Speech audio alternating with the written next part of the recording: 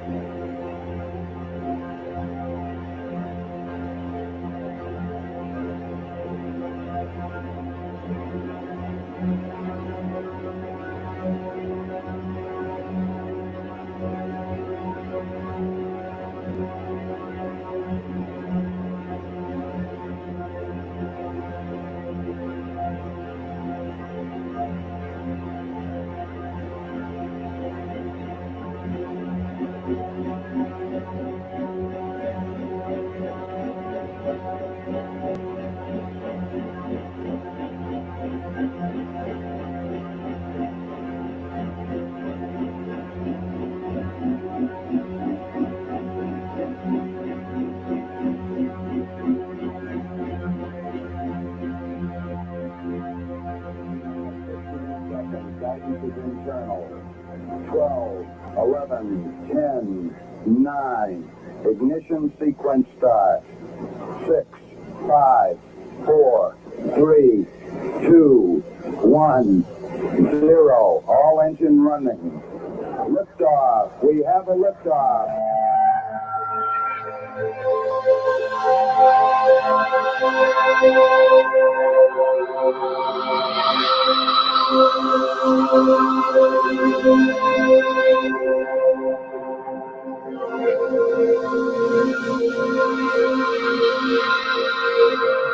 You're listening to Goof on Radio with Rich Giordano.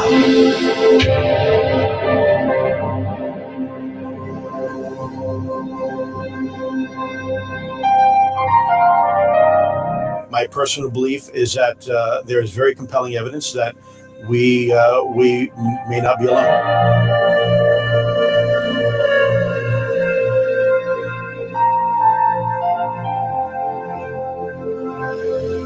There has been and is an existing presence, an ET presence. It's not going to make a difference.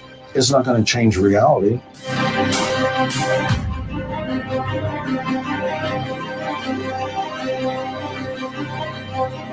I believe, as do the other folks that were on the flight, that when we visually saw it, that it was something not from this world.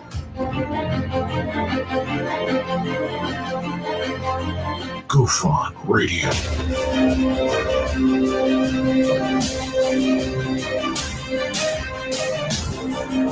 You were either in or you were either out, brother. But the cream rise to the top. Oh yeah. Goof on Radio with Rich Giordano.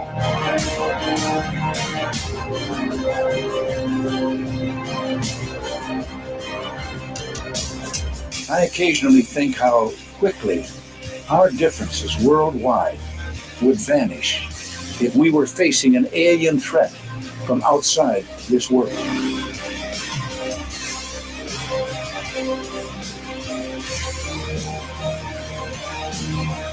Goof on Radio. Remain seated, please. Permanecer sentados, por favor. You're listening to Goof on Radio with Rich Giordano.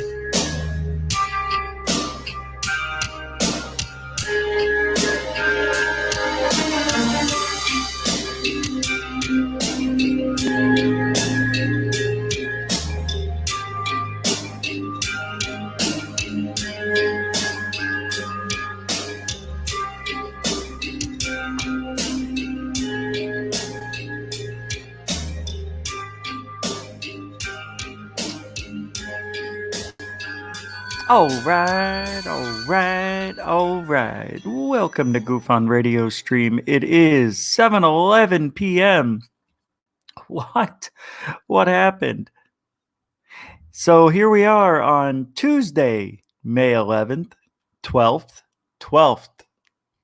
I looked at the time and I saw 7:11. Let's start over real quick.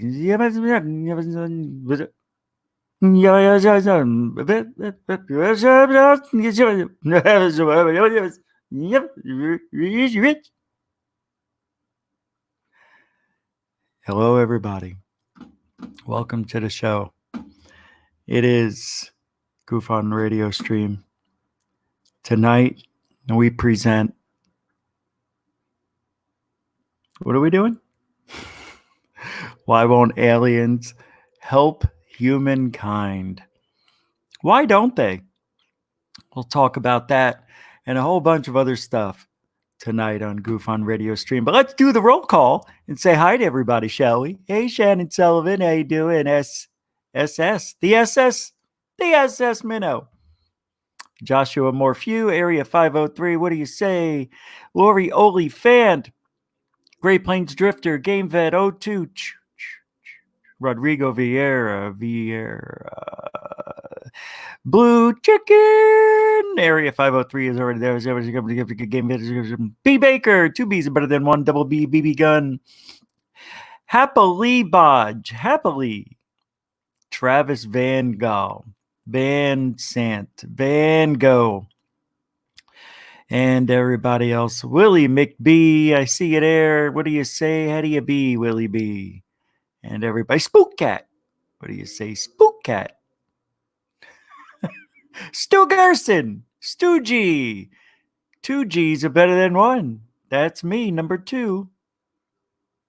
Anyway, thanks a lot for coming into the show tonight. Tranquility Base +1. Tranquility Base 69 +1. Sorry, Nathan. What do you say there? Nathan's Hot Dogs. Nathan Nitsky.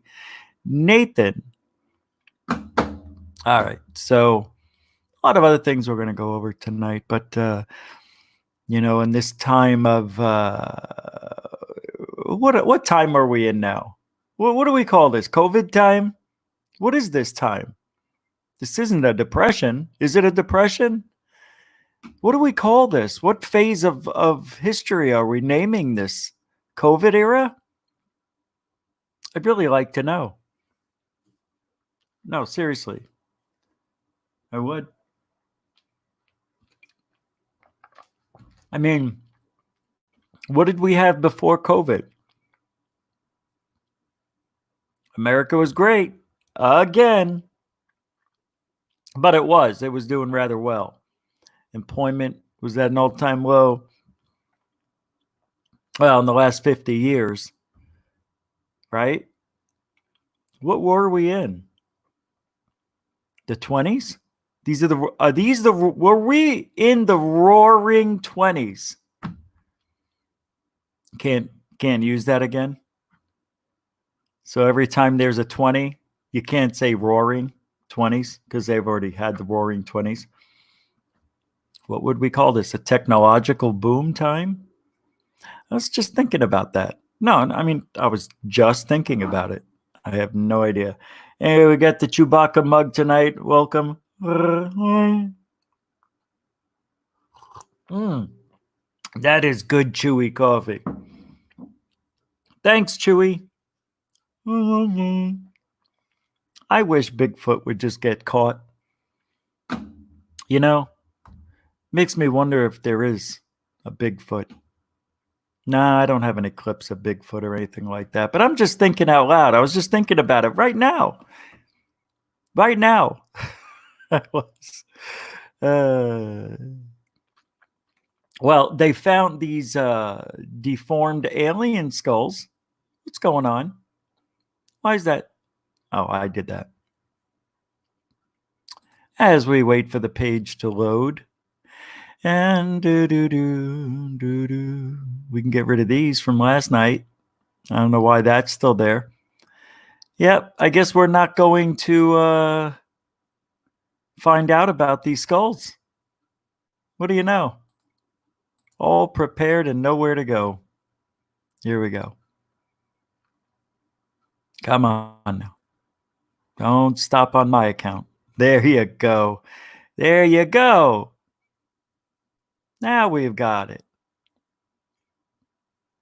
So you know those elongated skulls that, the boop, it's like a little cone head type of thing. They wrap them up.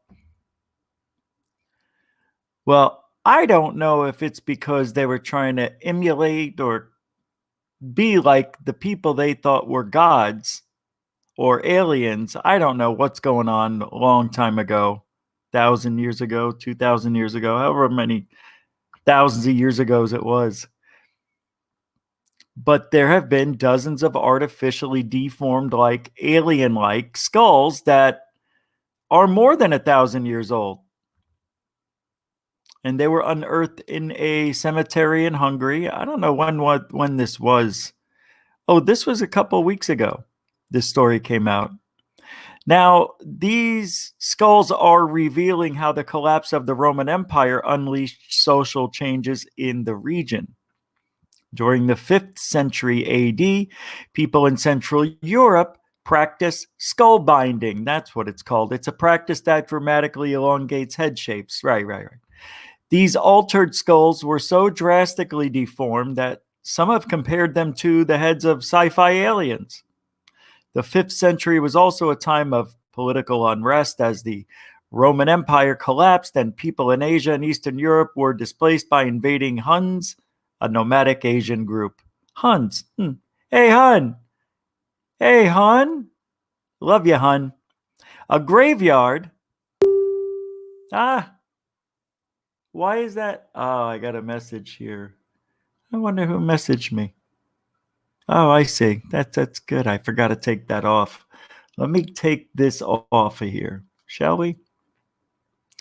There we go, Facebook. Now you're ruining everything. Beautiful. Beautiful. Love it. Thank you, Facebook. I don't know what's going on. I don't know if you can see me. Am I stuttering? Doorbell. Exactly. I moved it off the soundtrack. I forgot it was on there. Anyway, this graveyard in Hungary first excavated. They excavated in 1961, held the largest collection of elongated skulls in the region. A new study pieces together how skull binding communities coexisted with other cultures during times of political instability and how the skull stretching tradition may have been shared between groups. It's unbelievable, right? The practice of artificially stretching heads by tightly binding them in childhood can be traced to the Paleolithic era and has persisted to modern times. Lead study author Corinna Nipper and co-authors Istvan Kontz and Zofia Ras and Vida Tibor Avador told Live Science in an email. That sounded so dumb the way that came out of my mouth. Skull binding spread across Asia in the 2nd century BC, expanded into Europe around the 2nd and 3rd centuries AD, and became increasingly popular in Central Europe by the first half of the 5th century AD, according to the authors. All right. So what do you want from me? The first burial group is thought to be the founding group of the cemetery, and their remains are buried in Roman-style graves. A second group is buried in a style that appears to have originated outside the region, while the third group combines burial practices that draw from Roman and other traditions. Of course. Individuals with artificially stretched skulls were found in all three burial groups, with elongated skulls comprising around 32% of the burials in the first group, 65% in the second group, and 70% in the third group. However, variations in the location and direction of grooves in the skulls suggest that different binding techniques were used among the groups. Why would you do this? Why? I don't get it. I know the nice thing would be like, they saw aliens. They were smart. When the aliens left, they elongated their skulls to be like them. No, I don't buy that. I don't buy it. Yeah, I buy it. Of course, that's what happened. What else makes sense? How do they know this? How did they know? Is it written somewhere? Is that what we're finding out? I didn't read anywhere in this article that it was written about. This is where we got the information. They're just saying authors agreed to what scientists or archaeologists found. Archaeologists had hypothesized. They don't know. Nobody knows. That's what I'm trying to tell you. So why did they stretch? Why would they stretch a baby's skull out like that? That makes no sense to me. Other than to look like aliens, no? No. They did isotope analysis. It helped enormously to comprehend community formation and lifestyle during the 5th century, the study co-authors said. We revealed information about diet and evidence that people actually moved, which would not have been accessible by classic anthropological and archaeological methods alone.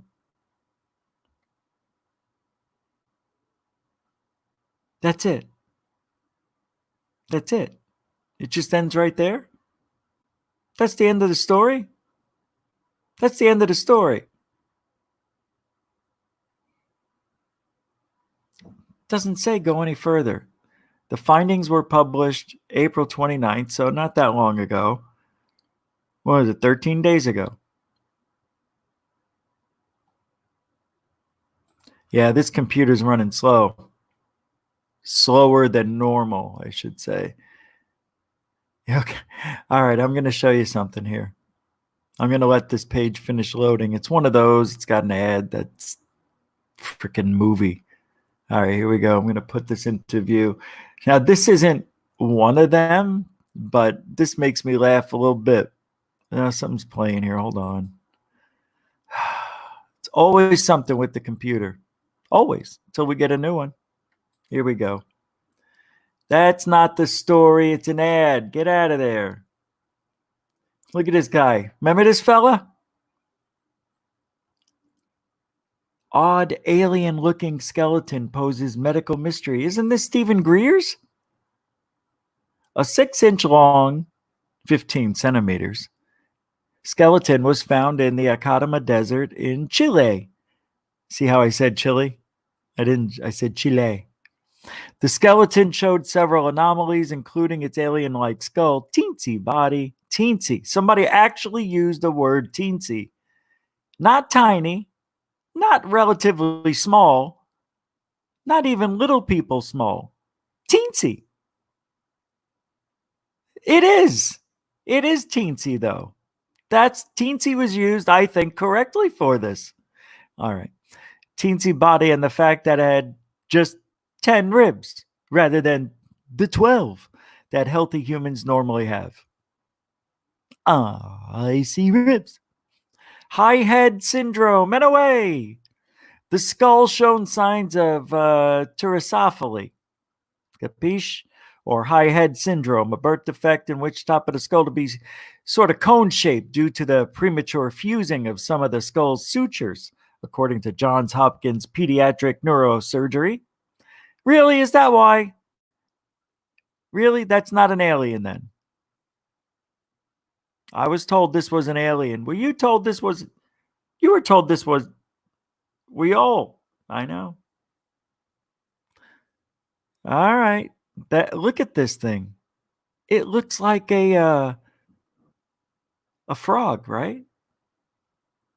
This is the same thing.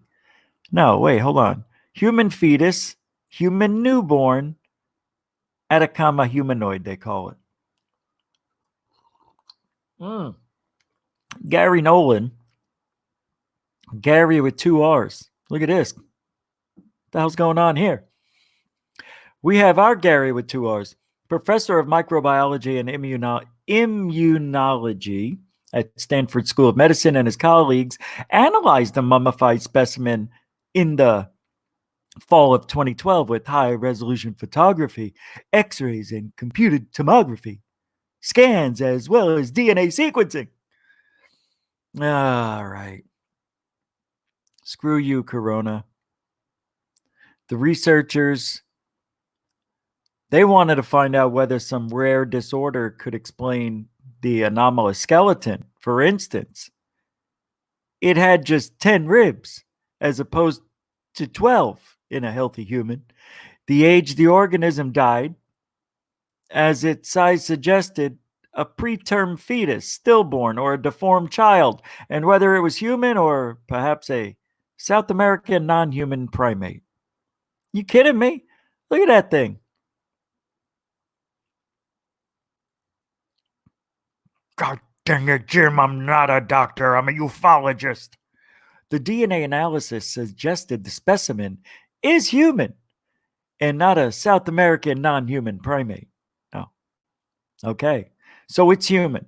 It's not a primate. Greer loses, right? This was Greer's dummy, or was this Jaime's dummy? Whose dummy's dummy is this dummy? Analysis of the mitochondrial DNA stored in the cells' energy-making structures and passed down from the mothers to offspring suggested the individual had been born into an indigenous woman from the Chilean area of South America. Skull anomalies. Look at this thing.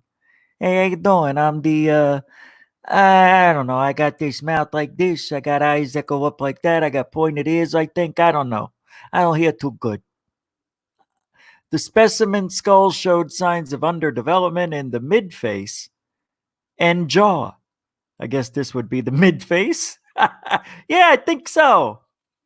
The researchers found pretty smart, right? Pretty smart, these guys. The oddities found in the specimen's bones suggest some type of dwarfism, though there is no known form of dwarfism that accounts for all the anomalies seen in this specimen, wrote Dr. Ralph Lockman, professor emeritus, UCLA School of Medicine and clinical professor at Stanford University, in a report to Nolan. Jesus H. Christ on the popsicle stick. We got to say all this stuff just to say it came from Ralph? It came from Ralph. Ralph said it. No, you don't understand. It's Dr. Ralph Lockman, professor emeritus, UCLA School of Medicine and clinical professor at Stanford University. So when I call Ralph, I don't say, can I speak with Ralph? I have to say, can I speak with Dr. Ralph Lockman, professor emeritus, UCLA School of Medicine and clinical professor at Stanford University? Yes. You must say Dr. Ralph Lockman, professor emeritus, UCLA School of Medicine and clinical professor at Stanford University. Can you believe this shit? Every time I call this guy, I got to say, hey, can I speak with Dr. Ralph Lockman, professor emeritus, UCLA School of Medicine and clinical professor at Stanford University? Can you believe it? I just can't say Ralph. I believe it. More alien-looking skulls. This wouldn't be the first time alien-looking remains have been brought to the attention of science. The alien-like skulls of children were discovered in a 1,000-year-old cemetery in Mexico. Oh, right on, kids. Hey, that's cool, man. Always good to see a 1,000-year-old dead kid. Love it. Thanks for showing me that. Researchers who examined the children's skulls said they had been deliberately warped and illustrated a practice of skull deformation or deformation, depends where you come from, that was common at the time in Central America. The Nazca skull, remember this? There's some big molars over there, big long freaky head. A deformed skull dating to be 200 BC and 100 BC and belonged to a individual of the Nazca culture which flourished along the Peruvian coast. Pretty unbelievable what they're finding. That's it. That's the end of the story. I don't get that's the end. I don't get ta-da. Nothing. It just ends. Right? Where does it continue? Well, that takes care of that. Forget it. Hey! Look at this. That was the thumbnail in my last show. What are the odds? This picture right here. I stole it. I used it. That's right. It was free. I can't believe it's right there. Oh, I'm so embarrassed. That's like walking into a party and another guy wearing the same dress. What? That's what it is. That's exactly what it's like. Oh, look at this. 60,000 antelopes died in 4 days. No one knows why. Oh, well, I want to know why. Let's take a look. In Kazakhstan. Hey, we just happenstanced on this story. That's called live podcasting. All right. This is 5 years old. This is 5 years old. So why are they putting this out? Why is this out? Why? Why would this be in the news section 5 years ago? You know what I mean? Isn't there a place where you think I would just happenstance to, I don't know, maybe yesterday? Not like I didn't just go into 5 years ago. Like, who gives a shit? I didn't see anywhere. Oh, these are related stories? Is that, I didn't read. See, that's a problem. Let's see. Did I? Your mother's got two nips. Nipsey Russells. I don't give a Oh, I want to see what I did. Look, we got to learn, right? Didn't the story just ended right here, right? And that was the end, I thought. Somewhere around here. Look at that mug. Hey, what are you laughing about? All right, let's go see over here. Come on. Most popular? Oh, is that what I did? Related. Oh. So, yeah, you can see how reading that would have helped me. More about, I didn't do that. I must have dipped down a little bit. This looks familiar. And I think I saw the story somewhere down here. Yep, there it is. There it is. That's a lot of antelope in 4 days. Isn't that 15,000 a day? 15, 30, 40. Yeah.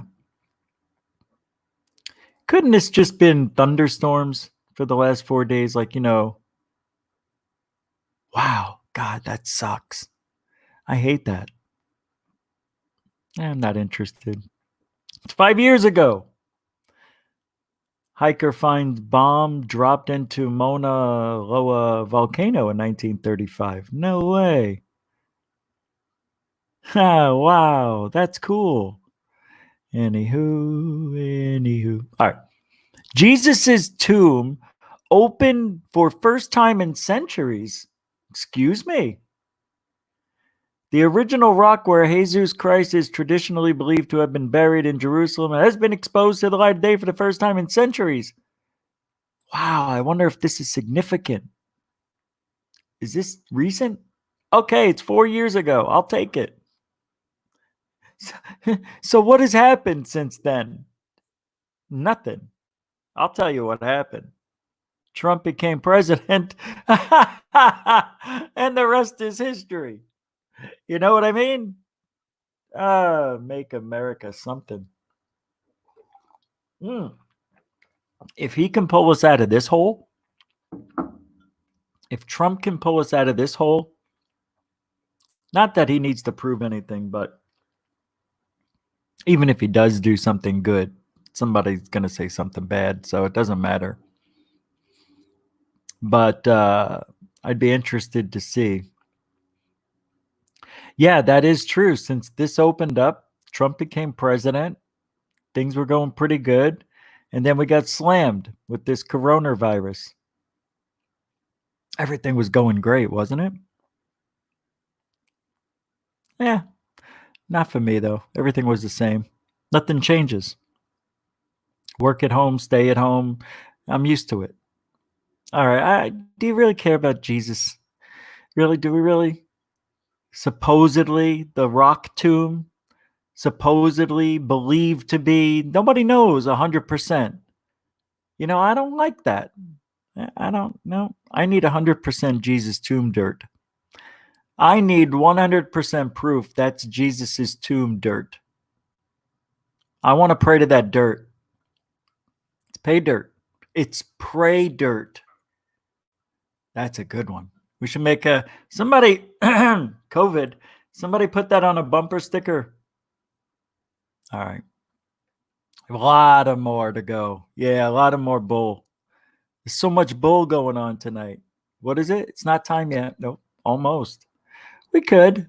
I swear to you, I am going to kill something right now. There we go. Finally, some good news for a change. This was on the 8th. I didn't play it for some reason. Let's see what it is. Members of the new Oversight Board, who will determine what people can and cannot say on Facebook and Instagram. Oh, that's who can't right. use the platforms at all. Mark Zuckerberg funded the creation of the Independent Oversight Board to act as the Supreme Court of content moderation. This way, the censorship of conservatives will get even worse, but Facebook and others will pretend that it's being done by a fair third party instead of by Facebook themselves. I'm sure the Oversight Board will be balanced with members from both sides of the political spectrum who will be impartial in their judgments about... Right. What determines who's saying what is offensible? What may be offensible to you may not be offensible to me. See? And then you have algorithms which they don't give a You know what I mean? The algorithm just does what it's told to do. So what do? God, you know what? I think you hire people who, how do you find out how do you do that in an interview? You have them take an aptitude test. Is that what that is? As do a psychological evaluation test to see if they have critical thinking, to see what they would do in regular situations. You know what I mean? Because that's all it is. It's critical thinking. All it is common sense. Yeah, a little bit of smarts, but it's really, you got to have common sense smarts. Isn't that what it is? Isn't that what critical thinking really is? It's just common sense, taken in the context it was meant.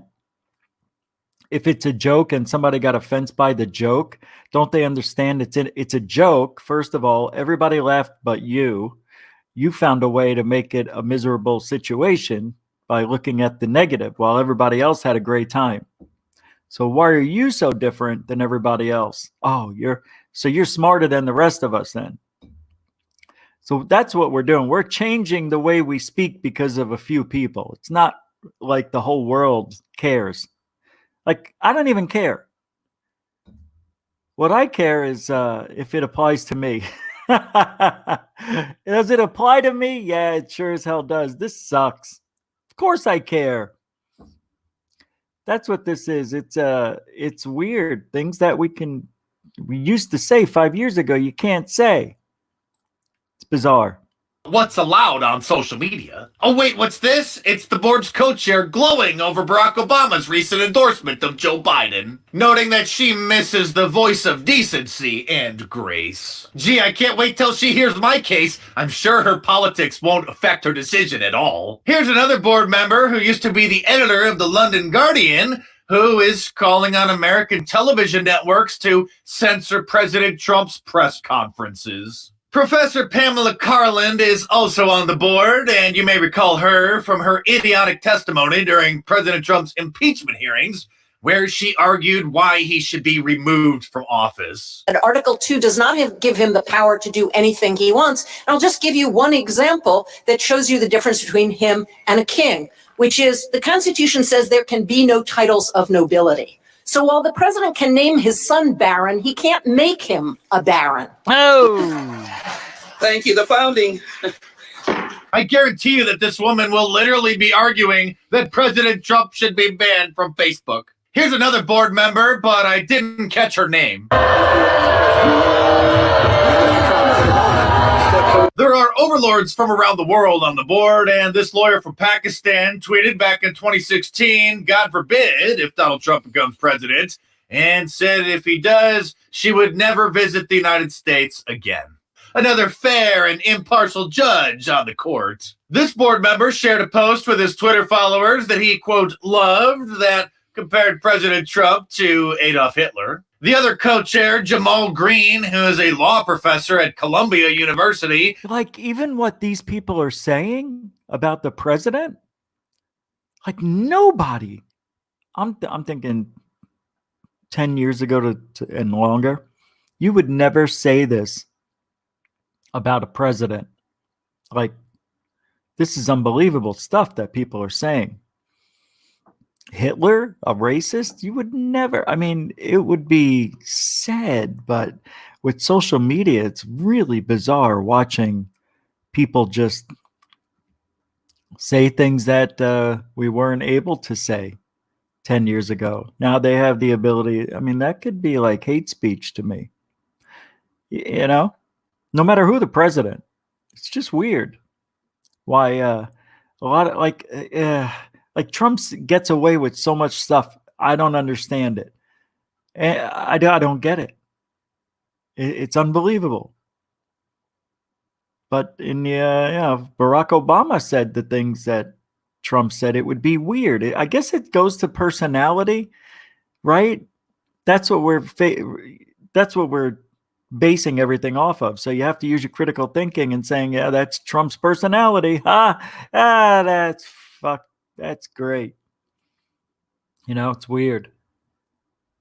Seriously, as much as the country's been in a positive turn and it was doing well before COVID, it is weird watching Trump. Just weird. That's all I can say about Thinks that President Trump is a criminal.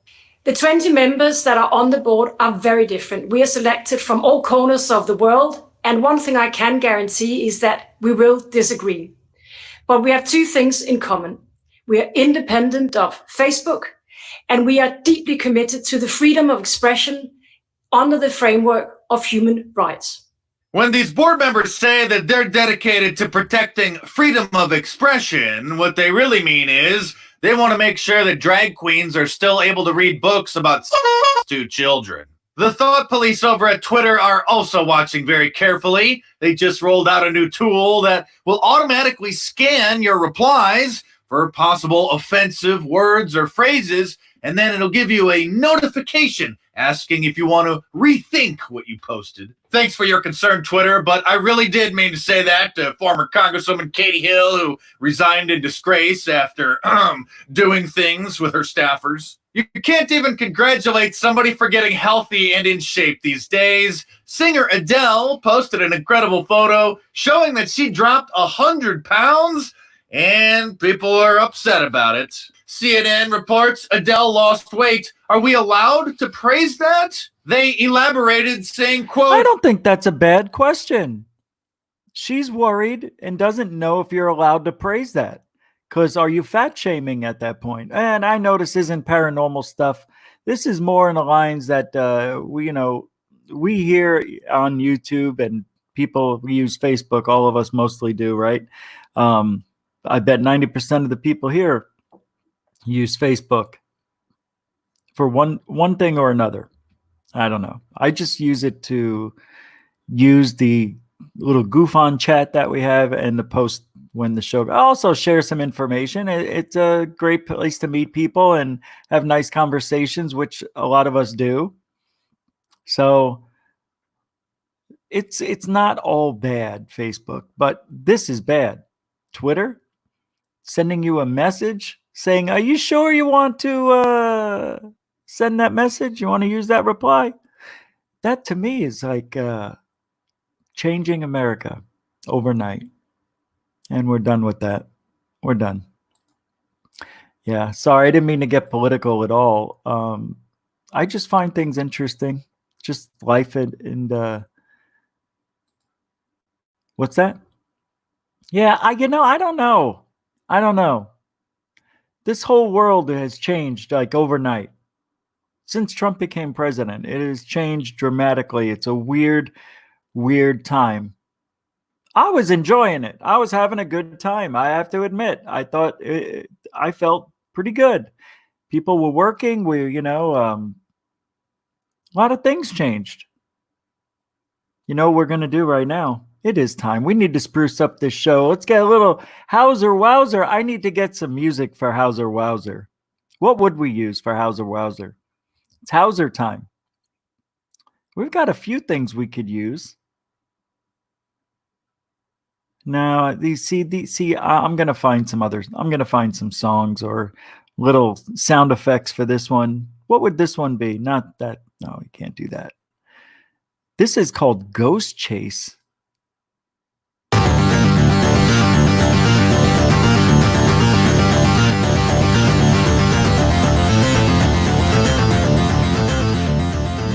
This one's not that bad.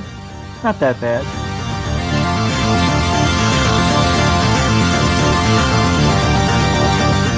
It's time for Hauser Wowser. Come on, everybody. It's 1 minute from the Spirit Box. We'll take it, listen to it, analyze it, and wonder why Bill didn't reply to it.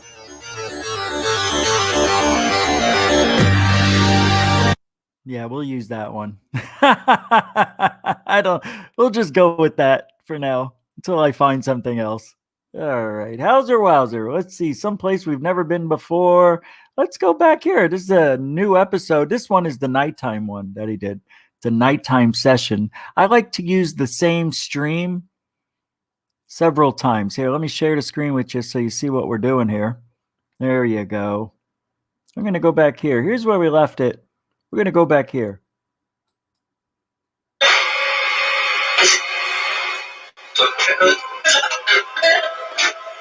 You see, the goal is Bill's got this little box, right? It's this thing, and it scans the FM radio band and or AM band.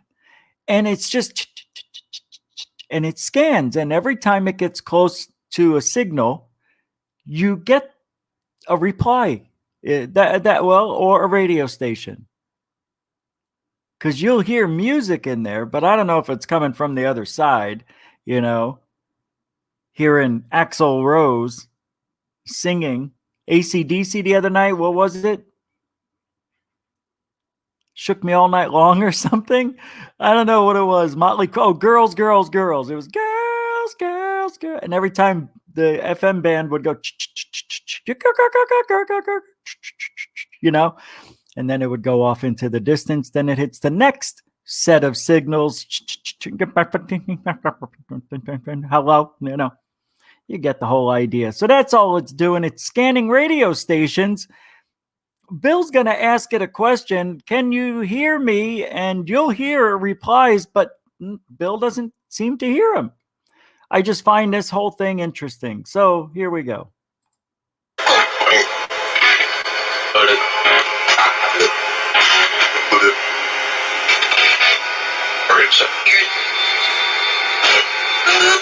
You got something you want to tell me?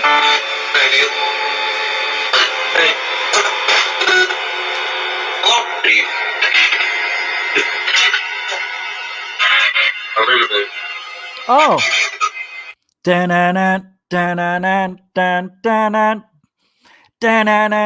Didn't you hear it? There was AC/DC in the background. Got something you want to tell me?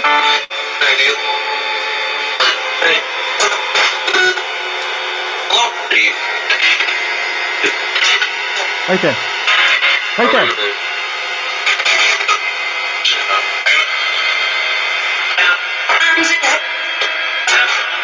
Is this on? Are you happy? Who's happy?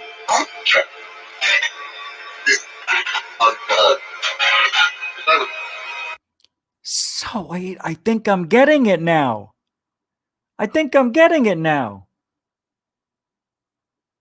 Hauser doesn't reply. Is that what this is? He just doesn't reply. He lets you come up with the, that's his thing. Okay. Because the guy, since we've been doing this thing, 4 nights now?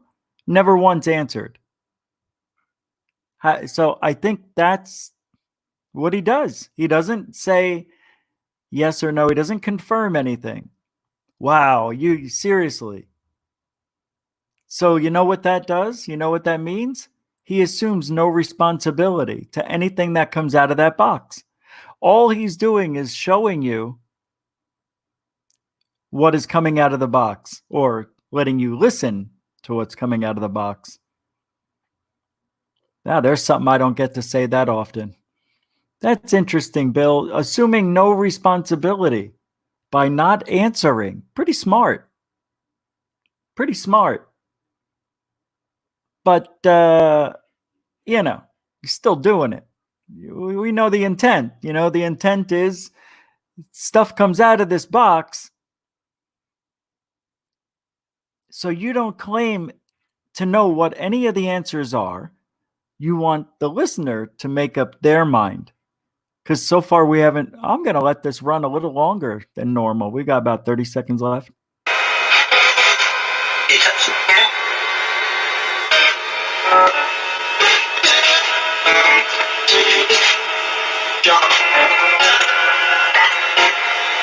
I'm telling you, I'm hearing a piano, I'm hearing a cello, I'm hearing a guitar, I'm hearing singing. The only thing I'm not hearing is a spiritual message. I don't hear Bill.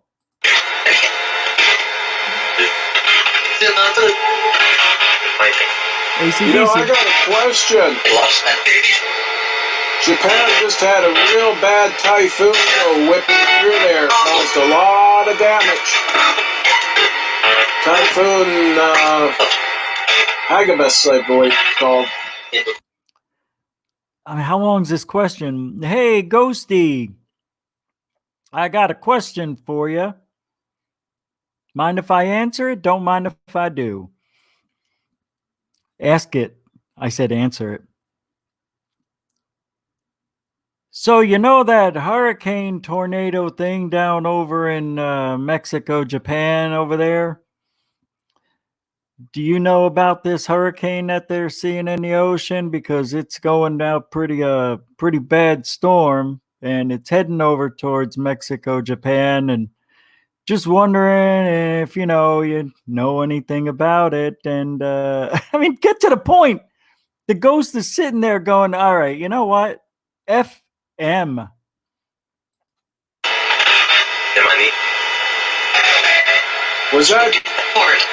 Was that influenced by the hand of man?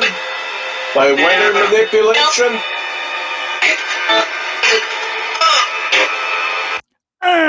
I heard James Brown say, can I get a right? Then you just hear James Brown go, That was the longest question in the history of the paranormal community. That's 1 minute of Hauser Wowser. Listen to this. Typhoon Agabus, I believe it's called. I want to time this. Japan just had a real bad typhoon go whipping through there. Caused a lot of damage. Typhoon Agabus, I believe it's called. Was that influenced by the hand of man? By weather manipulation? It took him 23 seconds to get that question out. Can you imagine? Here's the question. This is how we should have asked it. Do you know about the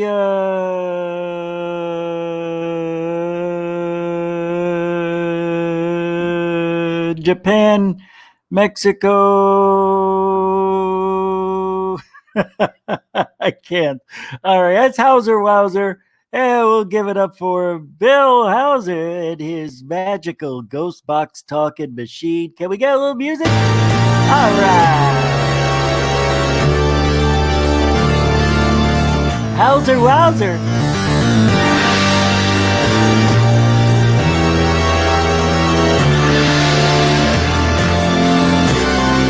All right. Thank you. Thank you. Enough already. The production value. It's magic. It's the magic of popping fresh dough. Oh, man. What's that? We don't take breaks here on the show. Someone's wondering if there's a break. Yeah, there should be. There should be a break. I promise you that. There should be. Like a whole hour, maybe. Is this the ghost box? Let's take a look at the box real quick. Oh, look at that sucker, huh? Yeah, well, don't want to show us the important parts. Just show me a mid-range speaker and a Twitter. Thanks a lot. Appreciate it. I'd like to see the control panel. I believe it's in this one. Yeah, that'll do it. There it is. Can't see any of these crooked labels there. See, I would have fixed that. That would have annoyed me, being crooked like that. I wouldn't have had it. There's no way I could hand this box to somebody else and have them feel confident that this box is going to work with crooked stickers. Crooked stickers means crooked interior. Ain't happening, Jack. Of course, would you hire a painter if he painted outside the lines and hit the ceiling and instead of just a wall? No, you wouldn't hire that guy. But I appreciate the effort, Mr. Hauser. We appreciate the effort. It's pretty fun. Anywho, what is this? NASA? Yeah, okay, we did that with third phase yesterday. We never really figured out what it was. UFOs over Vegas as well. The Canada Hate Police with the, oh my God, that was so funny. Not really funny, hysterical funny, haha. But it brings me to the point of the show. Why would aliens want to help humankind? There's no way in hell they would. Why? Let us destroy ourselves. I think they can see that. It's bound to happen. It happens to every society. Does it not? Then where did the Romans go? Where are the Mayans? All these people that have been around thousands of years ago or whatever, they get depleted out of their sources or disease. Something happens that eradicates man off this planet. And I think it continually happens time and time and time again. I think it's happened several times. What if,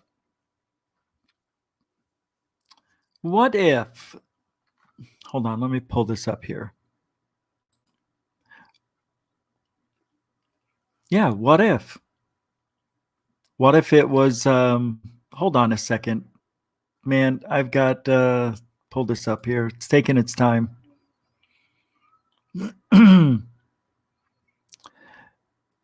First of all, they know we're self-destructive. You would have to think that they have been here the whole time. If they can't time travel, it would take them forever to get here.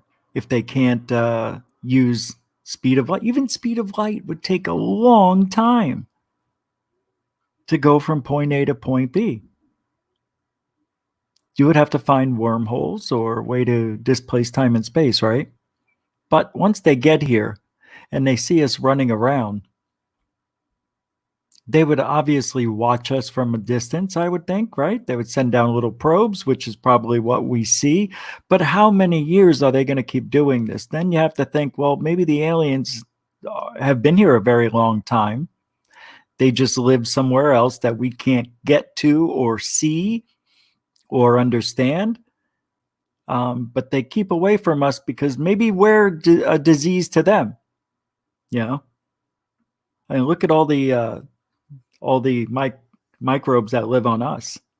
I mean, we've got lots of bugs crawling all over our bodies right now. Makes you wonder why you get itches sometimes. It's dry skin. Nope, it's bugs pulling at your skin. You just can't see them, but they're yanking at it. These bugs are eating you. Now, I don't know. Unless they're using us for experimental purposes, I don't think they would interfere. And it's possible. There's so many different reasons. Without actually talking to them, it's impossible to know. But I would have to imagine that a couple of things. Either we're on a planet where they breed us, maybe to do what? Well, then you got to think, well, what about all the people that go missing? No trace of them. I understand, maybe. Maybe. What do you think? Even if 10,000 of those, how many people go missing a year? 60,000? 70,000 a year or something like that? What is it worldwide? I know it's high. I even thought it was higher than that. I thought it was like 300,000 worldwide or 600,000 worldwide. Yeah, that's what it is. Go missing every year out of almost 8 billion people. That's a lot of people. Imagine if 10,000 of them were taken by aliens and the other 590,000 actually went missing by natural causes or animals, bears, other things, the elements. But why wouldn't they help us? It's a tough nut to crack. And I can't think of a reason why they would help us. It can't be good for them. Because if they know anything about us, they know we're racist beings. We can't get along with each other. Even if even if we're on different continents, which I find very interesting how the earth is split up the way it is, just far enough that the weapons we have could reach, but could also be maybe blocked. The technologies that matched up that they can hit our borders from their continent to what can be shot down. It's pretty close. Intercontinental missiles, is that what it's called? Intercontinental. Yeah, intercontinental missiles. Right? Something like that. I think I'm right. But we're a destructive, racist, angry, greedy, and yet loving species. I don't know. Yeah, I wouldn't. If I was aliens, you just let these people, over another, 50 years. I give humanity 50 years or less to be self-destructive. I don't think it'll happen in the next 20, but after that, things are going to be pretty sketchy.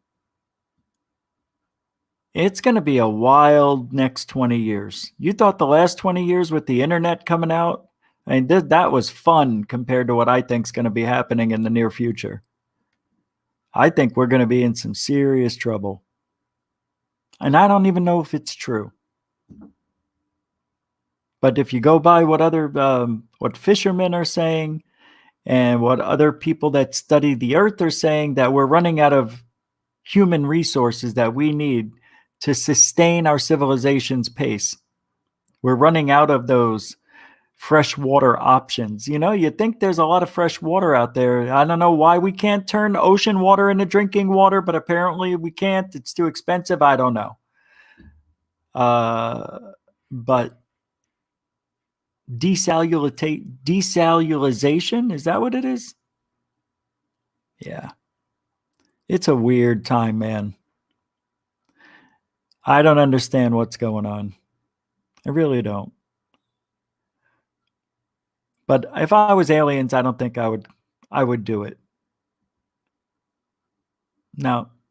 I don't think I would want to interact. You'd want to, but how do you do it? With a race of racist, angry people. They might be so superior that it might be the ape to human. We're like apes to them. We can see them, but we can't understand them. Maybe that kind of thing. It's kind of reminds me of that movie, Arrival. COVID. I have this video, and I'm getting a little frustrated because I'm trying to find it here for you. And I don't know. I think it was Mr. Richard Lenny who sent it to me. But it was a video on orbs, not like orb. There were orb UFOs. And why I can't find it now is very frustrating. No, I've got to find it. This isn't right. You know what I mean? It's just not right. We did that. No, we're not doing that. I caught 4 UFOs in 5 days. Yeah, we haven't done that. Attacking a Comet Atlas. We did that yesterday. Creepy, scary, real, unexplained, the UFO. Oh, here it is.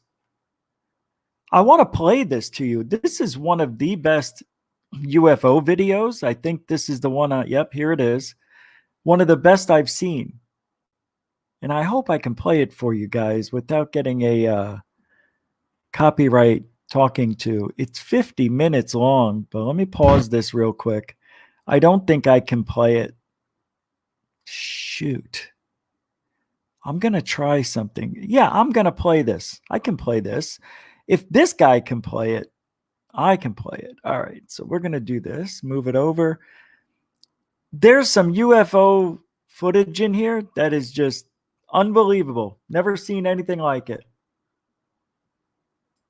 So I thought I would share that with you because I've never seen it until I saw this video. But we're going to jump around a little. So I just like these UFO sightings in here that they show. These are like authentic. There we go. Go ahead.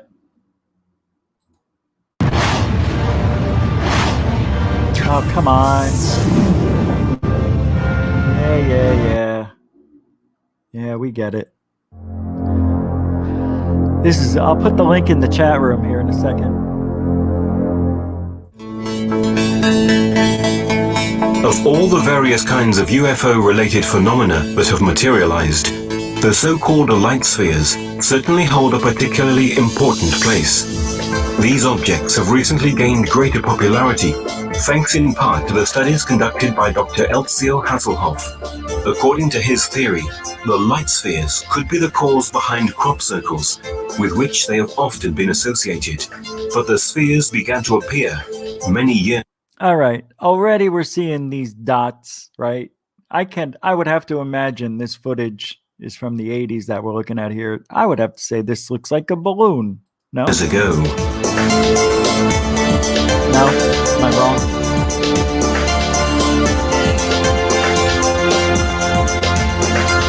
During the Second World War, airplane pilots on both sides of the war reported on several occasions that they were flanked by mysterious light spheres during their missions. These spheres could execute maneuvers that would have been impossible for the pilots' airplanes. And what would you think these spheres are? What would you think these spheres are, for real? If they're tiny balls of light, what object would be in there living, flying around that thing? Seriously, what's going to be flying around in that ball of light? So is it like a drone where it can see the airplane and everything around it? Is that what it is? Why is it illuminated the way it is? It's very strange, very odd. But these were very real. And there's some pictures. I know, I have to. Their many attempts to outstrip the spheres and avoid pursuit were unsuccessful. And in fact, the spheres often seemed to anticipate the maneuvers of even the most experienced pilots. They appeared in all areas involved in the war, from Europe to the Far East, and it was soon clear that they were not secret enemy weapons. They were given the name Foo Fighters, from a corruption of the French word feu.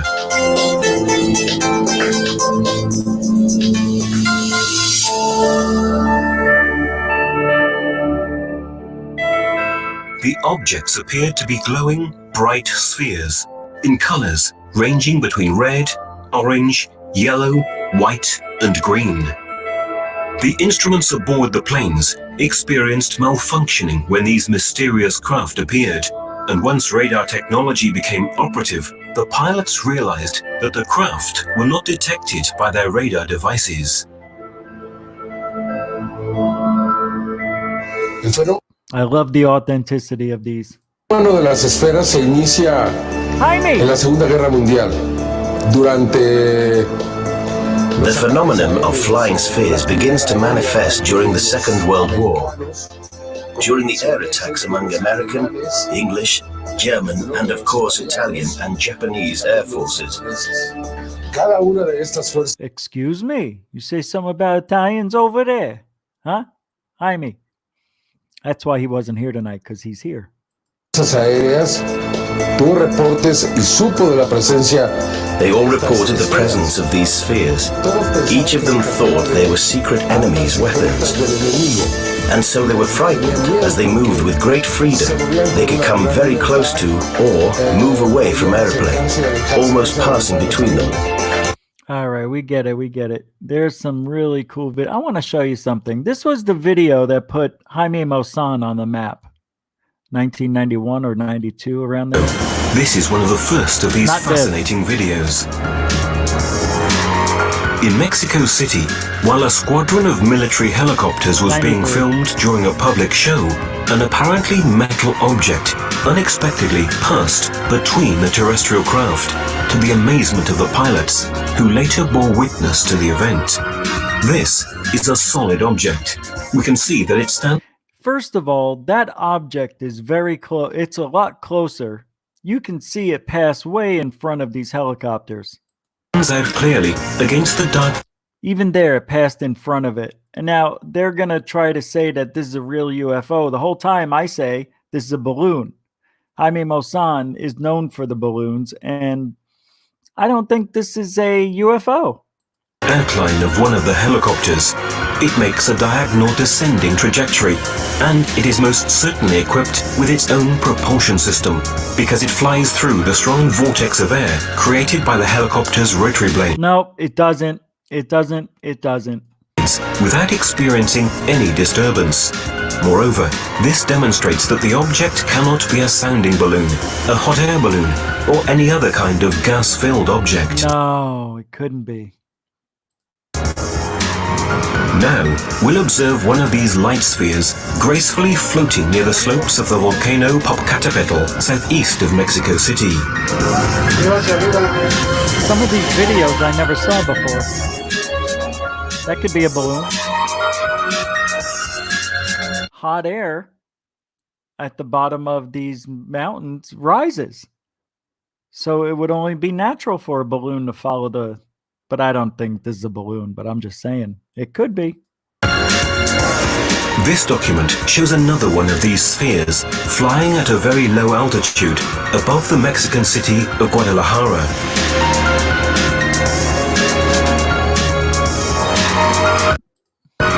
The two videos of this particular type of phenomenon that we're about to show. Yeah, this is very interesting. I'm going to let this play for the next minute straight, but I don't know what this is. This is legit. I love this old footage, and it's throughout this whole video. They talk about crop circles, and then they get into more UFOs down the line. I mean, this is a really, really good video. Were recorded in Mexico City in 1998. The first, just 2 days before the second. In these videos, we see an unidentified flying object in broad daylight, filmed on different days near the same building.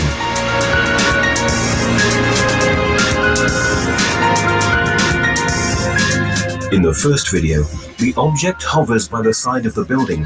When the witness zooms in, we can clearly see the remarkable brightness of the rosy color that the sphere emanates. In the second video, recorded 2 days later, we initially see a dark object cross the sky. After a brief stretch, it begins to descend, and we can perceive a change in its brightness. After a slow and indecisive glide, we see it move once again along the side of the same building, shown in the previous video. I mean, that's just freaking bizarre. Anyway, I put the link in the chat room. They talk about some NASA footage. A very good sighting. Actually, I want to play this one from NASA. This is actually unbelievable. Go. November 1995 at about 12:22. Finally, yet another spherical object appears from above, flying not far above the space station. The Russian Space Agency can give no real explanation regarding the nature of these spheres, which, as we've noted, they very concisely call anomalies.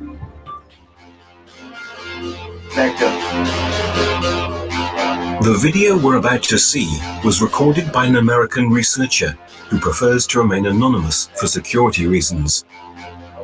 A UFO research enthusiast who has managed to install 4 powerful satellite dishes in the courtyard of his home. Do you really think it would be that hard to figure out who this guy is? Anybody who knows this guy's been to his house where he's got the radar dishes, and they know probably what he looks like, even with this over his face. Gush, backwards. Boom. He intercepted transmissions made during the shuttle's joint mission with the Mir space station. The images are astonishing. As the shuttle docks and separates from Mir, several pulsating objects can be seen twirling near the earthly shuttles. That's unbelievable. The maneuvers that many of these objects make suggest that they are vehicles equipped with an autonomous propulsion system, and that they cannot be man-made satellites, meteors, space debris, ice fragments, or anything of the kind. Their sudden acceleration or sharp halting movements seem to demonstrate that these vehicles may be built with technologies unknown to us. This incredible document... I gotta tell you, this is one of the best NASA footages. NASA footage? It's the best, really, if it's real. I mean, the whole thing looks like it was faked, but it's not. It's supposed to be real NASA footage here. Amazing. Just amazing. Yeah, it goes on. Is from mission STS-84 of the American Space Shuttle Atlantis. Here we see the entire filmed sequence. We can make out part of the shuttle's hull and Mir in the distance. As the video camera reduces the field of vision, we note a group of objects move. The camera continues to zoom in. 2 further objects appear, making a diagonal trajectory from the lower right to upper left. The larger object comes rather close to Mir. Then, another sphere emerges on the right, following the same trajectory of the previous ones.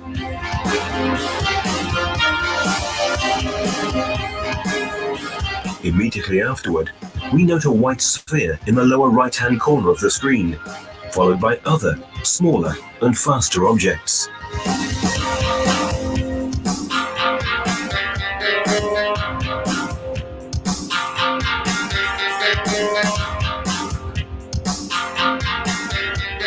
When this first group is about to move off screen, the shuttle's video camera moves downward, filming another group of objects that have moved toward Mir in the meantime.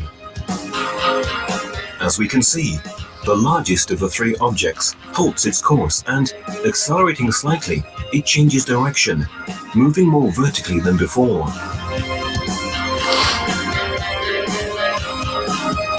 Finally, a new, glowing, pulsing sphere arrives from below. As soon as it enters the field of vision, it changes direction and speeds up. Immediately afterward, this craft is followed by a smaller object. I don't know, man. It's pretty amazing stuff, right? Amazing. So I want to talk about somebody real quick in the UFO community. This guy, Jim Delatoso. Let me play this a little bit.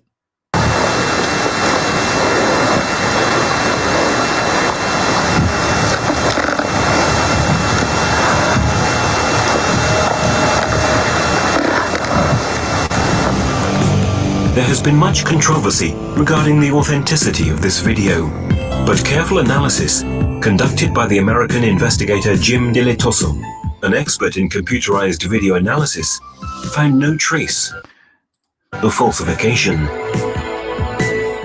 The key thing is that if the Oliver's Castle image was... This guy right here is awful. Let me tell you why he's awful. Having had personal conversations with him and manipulating circumstances that he, oh my God, you wouldn't believe this story.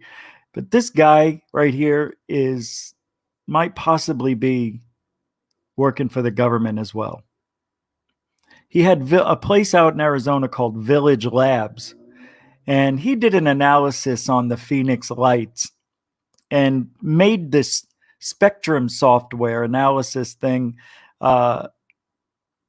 He would take the data from what a street light looked like, the spectrum it gave to a headlight of a car, to a flashlight, to a fire. And what he was trying to do was analyze the Phoenix lights by using the spectrum analysis program. And it was such horseshit because he said that the Phoenix lights didn't match any of the other lights in the area that were in the video. It wasn't a street lamp. It wasn't a car headlight. It wasn't a flashlight or fire. And he said that the Phoenix lights are of alien origin. Well, that's great. But the video was taken 30 miles away, not 60 feet away. He was using video of flares from 30 miles away instead of using, it was just, he had it backwards. He was trying to compare the flare footage to flare footage that was compared up close. He didn't do the analysis correctly. He also didn't see a string in somebody's video of a supposed disc, which isn't a disc at all. It was a balloon. And he didn't see the string waving in the wind. Yet I did and other people did, but not this video expert. I think Jim Dilitoso and there's some other guy who suck at video analysis or are plain out bold-faced lying. And Jim Dilitoso is lying, or he's as stupid as they come. His analysis of the Phoenix lights with that software program was so stupid. It wouldn't even work in a high school science project. Awful, just awful. The way he tried to promote the Phoenix lights. I wonder how much they paid him to say that, to be in that documentary, The Phoenix Lights. Yeah, no, he just did it for free probably, right? Because he's such a nice guy. Well, he's not a nice guy. Tried manipulating me, lied to his mother. Oh my God. Yeah, I'll tell you. I don't know how we got into this conversation, but he was going to analyze one of my, I think my fleet footage, right? Because I found that amazing thing, movement in the background and all sorts of independent movement going on with these spheres. And I wanted him to analyze it. So I had asked him. And he says, nah, I won't be able to do it. But I tell you what, if you could videotape I think it was his sister's wedding or something like that. He goes, do you think you could do the wedding, record it? Because I know you're really good. I've seen your work. That's what he tells me in this email. God, I don't know where it is. Just, it's true or I wouldn't say it. So he says, I've seen your work. You're really good. Can you just shoot this on one of your digital cameras, and I will give you an hour to an hour and a half of my time to analyze any footage you want. So instead of paying me, he wants to give me time to record a wedding.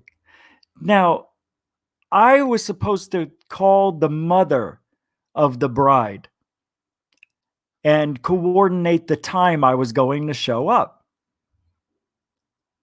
So I called her because he gave me the number. And I said, my name's Rich Giordano. Jim had given me your number because he would like to know if I could record the wedding. And she goes, who are you? And I told her who I was. She goes, no. Jim is recording the wedding. Jim's supposed to record the wedding. He agreed to that. And I'm like, you dirty, oh my God, what a dirty trick. Trying to get out of recording this wedding. Trying to pawn it off on me. She goes, no, he's doing it. And that's final. She goes, thank you, Rich. But no, thank you. Oh, what a jerk off. That's a jerk off move. Yeah, I could see.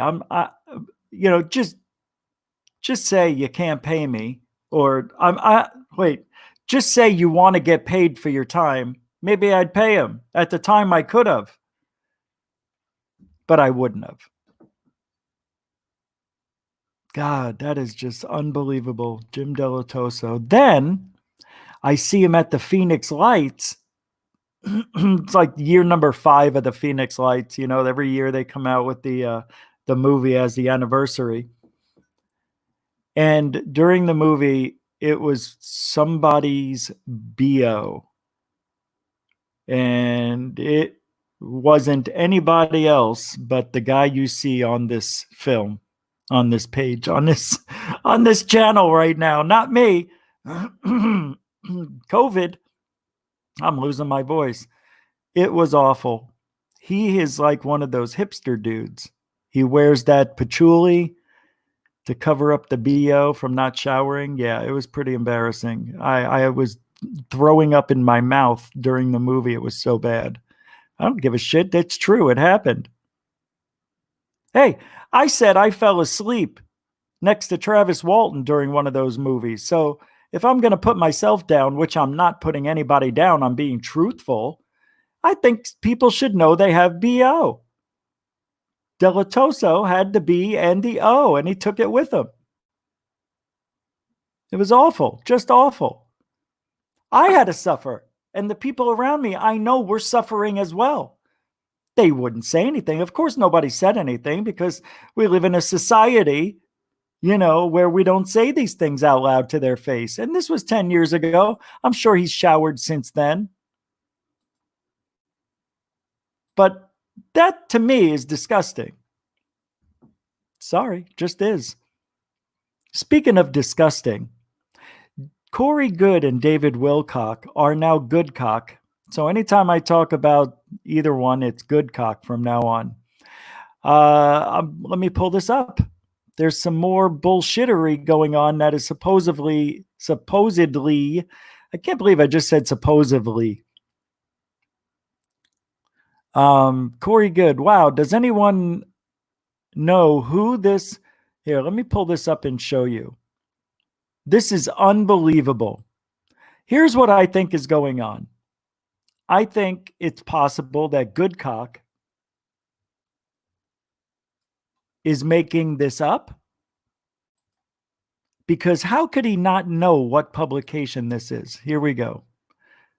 This was put out about him. Yes. Oh, boy. Wow, this is hard to read. It says, I'm a reporter with Vice finalizing an article on your clients, Mr. David Wilcock and Corey Good. My editors and I have prepared a list of questions of which we would like to get their comment. Since Vice and its journalists were requested to not reach out to Mr. Wilcock or Mr. Good via a cease and desist letter, we were hoping you, as their legal counsel, would act as a liaison between parties. The deadline for a response is Monday, May 11th at 1 p.m. Eastern. So there's a cease and desist order against Vice from Goodcock. So they're trying to get in touch with this person as a liaison to ask questions for their article. Number one, they said, we are reporting that Wilcock told his YouTube live audience that the Illuminati deep state was responsible for the COVID-19 pandemic, and that he knew the secrets of how to save humanity from the crisis, and that while he was speaking hundreds of dollars in donations came in. I guess they put up a donation or probably the super chat. Do you have any comment? Second question. So that's what they did. Wilcock put up that show and was asking for money as donations to save humanity in this crisis. Can you believe this? And it says right here, I'm a reporter with Vice. That's the publication, Corey Good. His question, wow, does anyone know who owns this publication or why they're doing this to us? Corey Good. Are you kidding me? We are reporting that Good claimed in a YouTube video that, according to briefings he has received from government insiders, the new coronavirus was engineered as a biological weapon from an American university and smuggled into China by a student in order to act as a population control tool. Do you have any comment? We are also wondering, we're reporting that in their 2019 movie, The Cosmic Secret, Wilcock describes his telepathic communications with alien beings and claims that the end of the world will be a result of a global pole shift, that the moon is hollow and served as the home of alien civilization. Hold on a second, guys. My eyes are killing me. Can you believe this? Yeah, my eyes are burning from looking up at the screen. Whew. Anyway, also they were reporting that last year Wilcock officially started Wilcock Spiritual Healing and Empowerment, a tax-exempt 501c3 of which he is both the president and director, which is registered in the state of Nevada alongside his for-profit business, Divine Cosmos LLC, and which accepts donations and offers spiritual education. We are reporting that both are maintained by a capital management company in Las Vegas called Corporate Capital Inc. Oh my God, David Wilcock has a store and open up a nonprofit right next door to it. But they're both under the umbrella of the capital management of corporate capital under that company. That's amazing. He's trying to avoid paying taxes is what it looks like. We are reporting that while Wilcock and Good deny they are religious or spiritual leaders, they offer religious and spiritual courses which can spare human consciousness from alien-induced catastrophe. Wow, this is a pile of horse shit. We are reporting that Good site, I can't read this, refers to him as a pseudo-biblical messenger. Oh, the website, okay. Quite literally the Enoch of modern times. Oh my God, Corey Good is calling himself the Enoch of modern times. Where have I been? Concerned with the same apocalyptic event Wilcock is concerned with. Aha! And lastly, we are reporting that LL Research says they had a relationship with Wilcock until 2015, and that since then only a handful of short emails have been exchanged. Oh, I don't know about that. Wow. There's more. Look at this. These guys are a bunch of buffoons, right? Are they a bunch of buffoons? Why anybody would support Gaia after knowing all this stuff? It's beyond me. Yeah, I like Gaia too, but on principles, I don't watch, and it's a shame. I know I'm missing out on some good videos. We're reporting that a third party says Wilcock and Good are effectively operating as a cult, and boast a dedicated cult-like following. We are reporting that a third party received death threats from a follower of Wilcock and Good after criticizing them. Wow. So Vice wants to ask them all these questions. Number 10, we are reporting that Wilcock purchased a ranch house and a 7-acre property in Colorado last year for a little over $1.2 million. That, according to his website biography page, he also resides in California, and that he often states on social media that he takes a yearly sabbatical to Canada. Wow, what kind of money does he have? That's a lot of dough, bro. Unless somebody's financing all this stuff.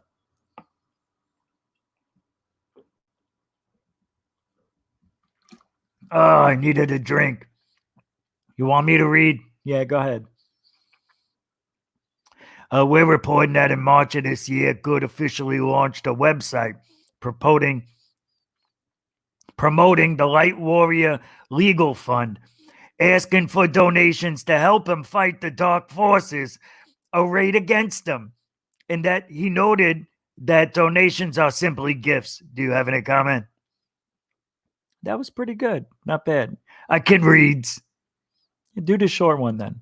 We are reporting that the Edge of Wonder has run disinformation in videos featuring Woodcock and Good, including Wilcock's claims that 9/11 was a plot by Luciferians. That's what I say. Deep state cabal, and that the planes were empty. Do you have any comment? Wow. It was a Luciferian deep state cabal with the plot against America. The planes were empty. We are reporting that Goodcock combined sphere of influence, their followers and the audience they reach through others' platforms, reaches into the millions. Wow, they got millions of followers.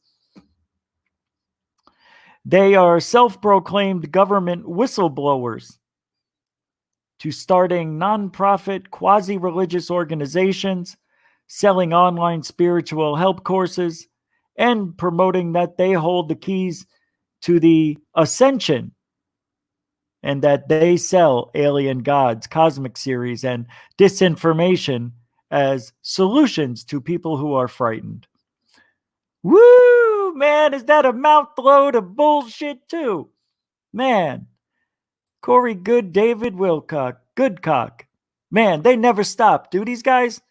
Never stop. It's a one continual minutia.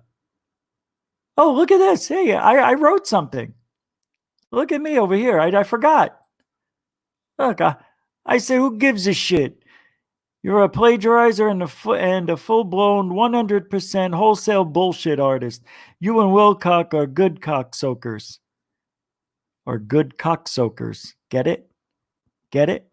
You see what I did there? You know what I did. That's how much I hate them. I even forgot that every time I see something from Corey Good or David Wilcock on Twitter, Facebook, I am always giving a negative reply or some bullshit to let them know, hey, we're watching. You know what I mean? They know. They don't care, though. They've got millions of people that follow them, donate to them. Wilcock bought a Colorado ranch for around $1.2 million. Yeah, I'm not saying he bought it outright, but I'm sure he had $100,000 to put down, right? Put about 8-9% down on that thing. Forget about it. What's that? 10%? No, 10% would have been 120,000 of 1.2 million. So what did he put down? 10%? 8%? Probably. It's a lot of money. He's got it. Both of these guys are probably rolling in it. Somehow they created a cult-like environment where they don't have to pay taxes, yet it's attached under the umbrella of a company that does make money. Amazing. They are trying to find the loophole to the tax evasion squad. That's what it is. Unbelievable. Just do the right thing, because it always catches up with you. Always. It always does. They're going to say it's illegal to pay taxes. Nobody should be paying taxes. It's illegal. It's not constitutional. Well, nonetheless, somebody's going to come and get you. There's going to be a bench warrant out for your arrest if you don't pay your taxes. Capiche? They'll do it. They'll try to get away with it. Then you have to have the money to get out of paying taxes. Then you got to prove why it's non-constitutional. So you need a constitutional lawyer. Those cost money. Anyway. What's that? Is it? No, it is. It is. Wow, I'm sorry to hear that, but it is. It's time.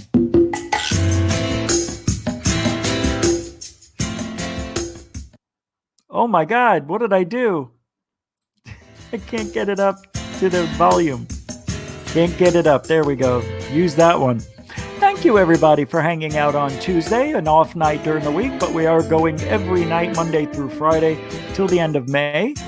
And we're going to do 90-minute, 1 hour to 2 hour shows, it apparently looks like. So thank you for hanging out. Don't forget to like and subscribe. Hey, did you know that I'm not psychic? I would have predicted the coronavirus a year or so earlier than its official announcement if I was. Hey, you want to support Goof On? Become a patron at patreon.com/Goof On Radio. Just support it. You want to be a member of the network? GoofOn.net will give you a free page under the umbrella of the Goof On Network. It's free. Be a part of something huge. Hey, you want to donate without joining anything? Go to goofon.org. It goes all over the floor, you donate. It's a PayPal service. Thank you all very much. I will see you tomorrow. Moderators, thank you. And everybody else. That goes to you. That's it. That's it.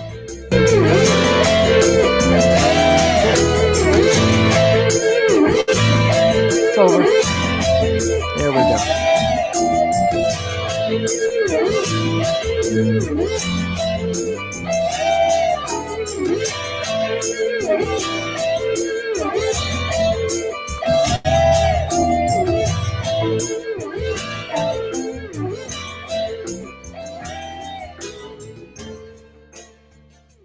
The gush? Yeah, gush.